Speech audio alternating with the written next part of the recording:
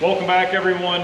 Had a little bit of time today. It's a rainy day, doing some things out here in the garage, getting caught up, but I had the request on the dual wheel hub adapters. Some people wanted to see how they were made, and now that we're going into springtime, this might be something someone wants to fabricate to do some lawn rolling, that kind of thing. So I figured I'd go ahead and make a quick video just to show you guys how easy they are and how simple they are to make. So you have one side bolted to the tractor at all times.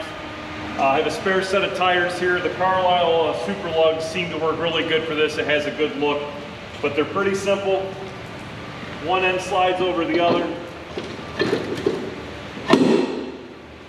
And then you can put a bolt in there to hold them on. And there are spacers in here to adjust these for the depth if you want. So let me go ahead and grab the camera and show you a little more detail of them. All right, I was gonna remove these totally off the tractor, but I really don't think there's a need for that. You got two parts. You got the male and the female end. This sleeve here will slide over this one. So I bought these about 26 years ago. A guy was making these and they didn't cost that much. It looks almost identical here as this one. You got the piece of steel behind there, but instead of these being tapped out to handle the lug bolts, it's just holes drilled in there, so there's no threads on this one. So you take your wheel off, you put this on, you put your wheel over it, and then the lug bolts will go through there. It holds this on. The length of this one is 6 inches, and this tube, the length is 9 inches. This is 1 3/4 inch wide here, and this is a 2-inch tube that slides over it. So pretty simple how this works. Once you bolt this on, you can leave this on the tractor at all times. You leave these bolted onto your spare set of duals, or you can take them off and use them for another tractor tire if you'd like.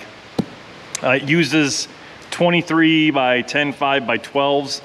If you were doing this with maybe an 8 5x12, you might want to change your diameter of these a little bit difference because just the spacing of the wheels. You could still use this same measurements I told you. I did want to point out these will work on any tractor, not just Cub Cadet. They'll work on John Deere, Wheel Horse, Alice Chalmers, Simplicity, anything that takes the same standard bolt pattern as you see here on this garden tractor. So they're universal. These have holes drilled through them, and there's a pin here, and you can pull this pin out, and then you can place the pin in different holes, and then when you slide the adapter over this, they will hit, and then that'll give you different spacing between your tires of the duals. Now remember, the further out that this spacing is, the harder it's going to be on this tube, I would believe, and the axles. So I run mine in at the first notch there, and it usually gives myself maybe an inch gap or more, and 2 inches is about all you really want. So you slide this one over when you have the pin in until it stops. And then there's a bolt, I believe it's 3/8 bolt that goes through here. It's a long bolt, and that slides right through there, and then that's how you tighten it down. Now, depending on your spacing, and I don't have the bolts because every time I take these dual wheels off, I got 4 sets of bolts for this thing, but I never know where I put them. You would think by now I would stick them in here and keep them with it, but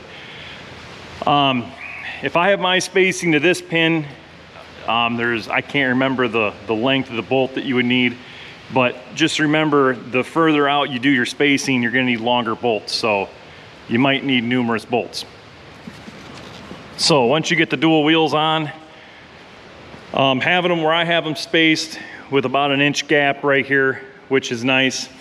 It's 62 inches total width of the rear of the tractor, with using the 23 by 10 5x12s. If you spaced them all the way out, it would give you 70 inches, but spaced all the way out, I think looks a little goofy. So one downside is if you're doing a lot of mud work with these, and this has happened to me before, having the small spacing there, you will get mud that'll creep up in there and pack, and it slides right around these tires in here, and getting these off can sometimes be a pain, and you'll have a rim full of mud. So if you're doing some extreme mud, I don't know how much you might want to do that, but there they are. That's the hub adapters. Pretty simple to build. Like I said, this guy was building them and selling them, and I got these in the 90s at some time, but I didn't pay a whole lot for them.